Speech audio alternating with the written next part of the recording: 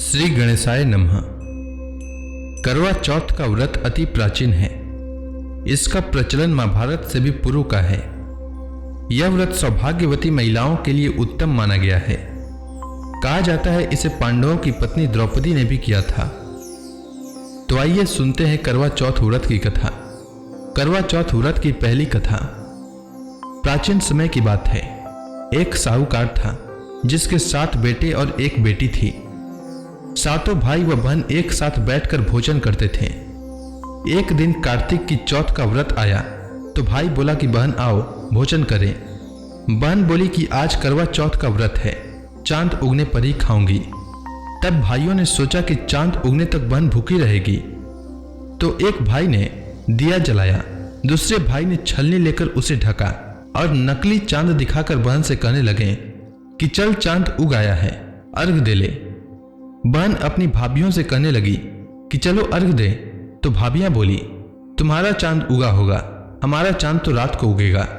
बहन ने जब अकेले ही अर्घ दे दिया और खाने लगी तो पहले ही ग्रास में बाल आ गया, दूसरे ग्रास में कंकड़ आया और तीसरा ग्रास मुंह की ओर किया तो उसकी ससुराल से संदेशा आया कि उसका पति बहुत बीमार है, जल्दी आओ। माँ ने जब लड़की को विदा किया तो कहा कि रास्ते में जो भी मिले उसके पांव लगना और जो कोई सुहाग का आशीष दे तो उसके पल्ले में गांठ लगाकर उसे कुछ रुपए देना।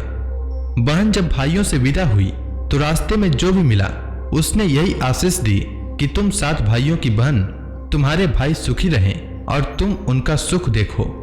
सुहाग का आशीष किसी ने भी नहीं दिया। जब वह ससुराल पहुंची तो दरवाजे पर उसकी छोटी ननद खड़ी थी। वह उसके भी पांव लगी तो उसने कहा कि सुहागिन रहो, सपूती हो।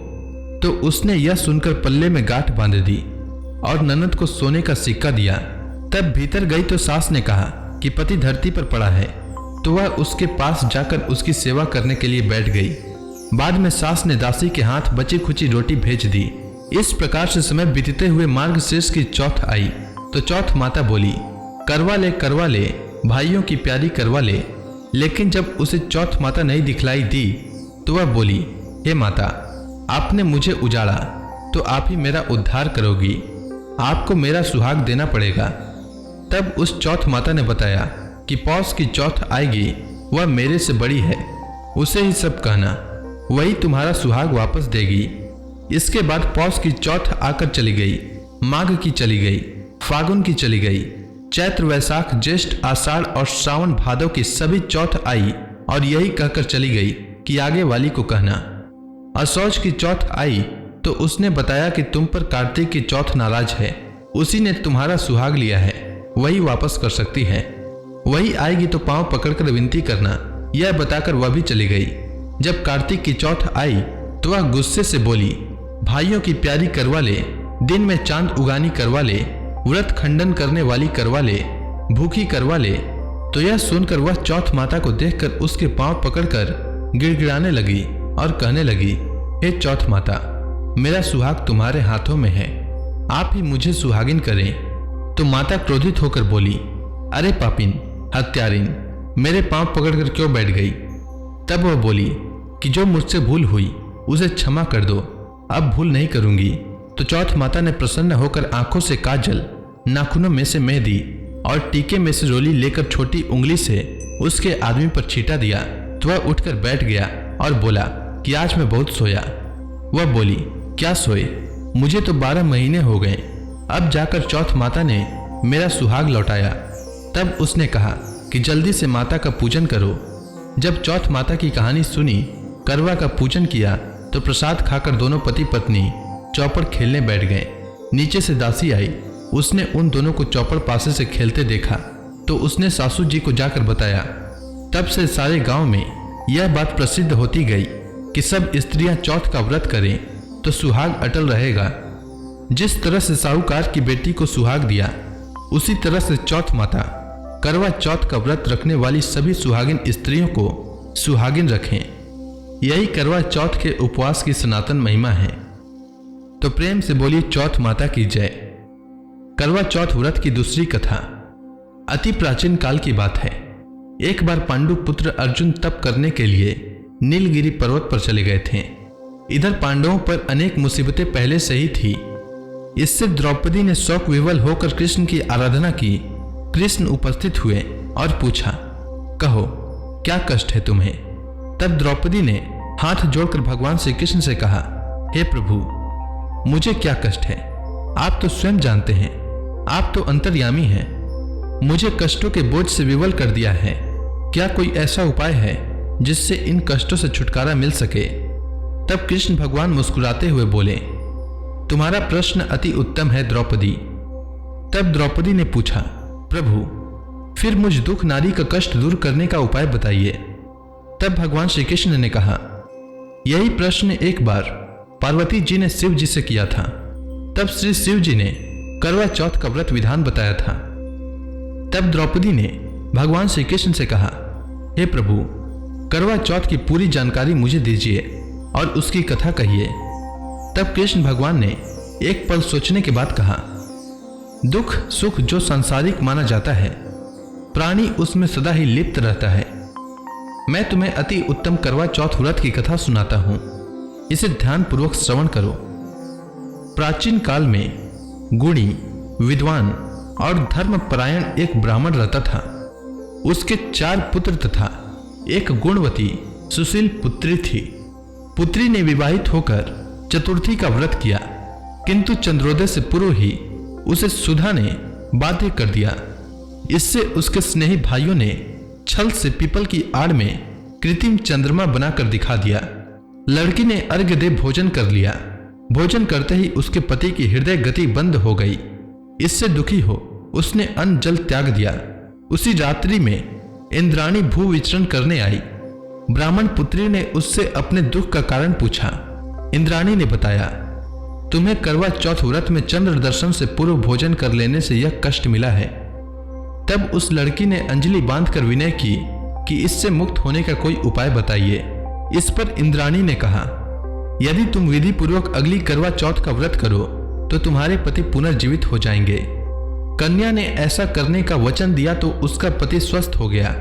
इस पर उस कन्या ने वर्ष भर प्रत्येक चतुर्थी का व्रत किया और अनंत अखंड सुहाग प्राप्त किया। श्री कृष्ण ने कहा, हे द्रौपदी, यदि तुम इस व्रत को करोगी तो तुम्हारे सभी संकट टल जाएंगे। इस पर द्रौपदी ने यह व्रत किया और पांडव सभी क्षेत्रों में विजयी हुए।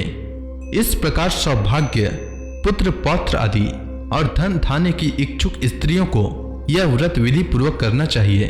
इस व्रत में भगवान शंकर की आरती की जाती है। इस प्रकार करवा चौथ की दूसरी कथा समाप्त हुई। अब आइए श्रवण करते हैं करवा चौथ व्रत की तीसरी कथा। एक ब्राह्मण परिवार में 7 बहुएं थी। 6 बहुओं के मायके वाले बहुत अमीर थे। इसी कारण ससुराल में उनका बड़ा मान था, परंतु छोटी के मायके में कोई न था। वह घर का सारा काम काज करती, सबकी सेवा करती, पर कोई भी उससे प्यार नहीं करता।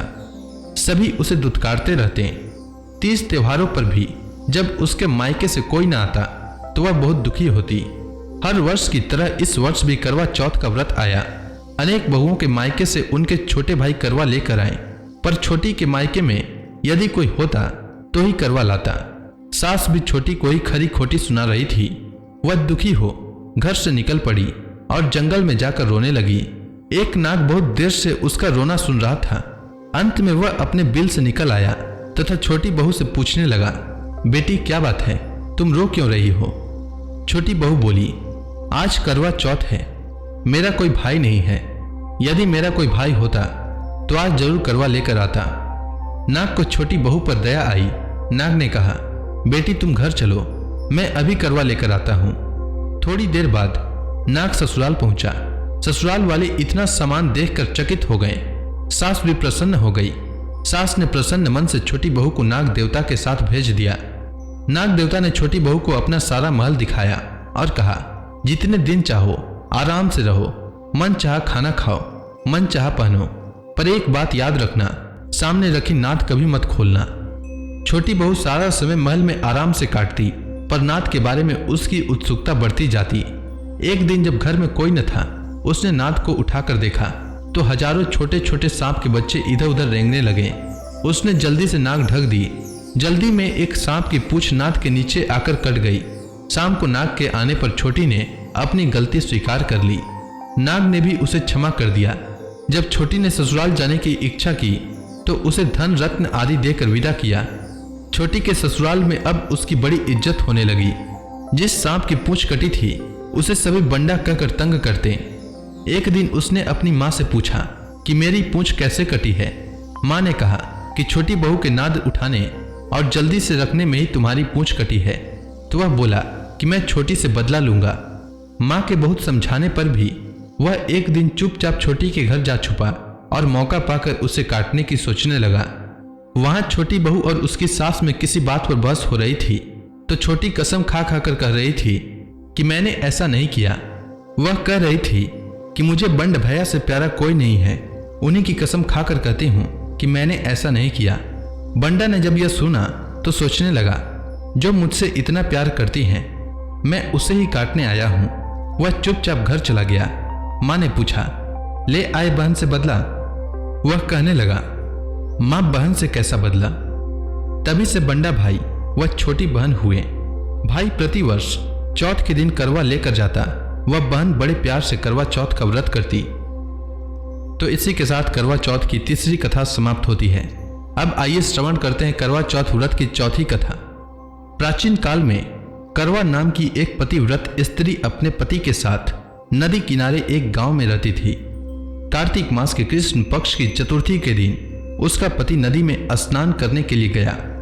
स्नान करते समय एक मगर ने उसका पैर पकड़ लिया। वह करवा करवा नाम लेकर जोर जोर से अपनी पत्नी को पुकारने लगा। उसकी आवाज सुनकर उसकी पत्नी दौड़ कर आई और उसने मगर को कच्चे धागे से बांध दिया।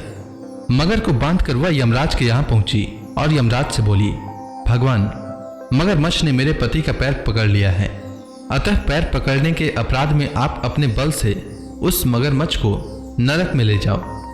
यमराज ने कहा, अभी मगरमच्छ की आयु शेष है, अतः मैं उसे नहीं मार सकता। इस पर करवा ने कहा, यदि आप ऐसा नहीं करेंगे तो मैं आपको श्राप देकर नष्ट कर दूंगी। यह सुनकर यमराज डर गए और उस पतिव्रता स्त्री के साथ जाकर मगरमच्छ को उन्होंने यमपुरी भेज दिया और करवा के पति को दीर्घ आयु प्रदान की। उसी दिन से यह करवा चौथ मनाई जाती है और सुहागिन स्त्रियों के द्वारा व्रत रखा जाता है। हे करवा माता, जैसे तुमने अपने पति की रक्षा की, वैसे ही सभी करवा चौथ की व्रत करने वाली स्त्रियों के पति की रक्षा करना। तो इसी के साथ करवा चौथ की व्रत कथा समाप्त होती है।